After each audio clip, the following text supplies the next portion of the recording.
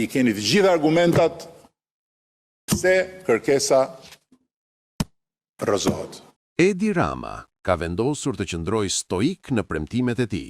Belinda Balluku mbetet në krye të qarkut fier, si një dëshmi e rrallë që në politik disa premtime mbahen deri në fund. Në një kohë kur emra të tjerë lëvizin si në tabel shahu, Balluku duket se gëzon një imunitet moral të pakonkurrueshëm. Kryeministri jo vetëm e konfirmoi në detyrë, por në mënyrën e tij karakteristike, la të kuptohet se besnikëria shpërblehet, sidomos kur i reziston çdo stuhie, nga kritikat publike deri te akuzat që vijnë e shkojnë.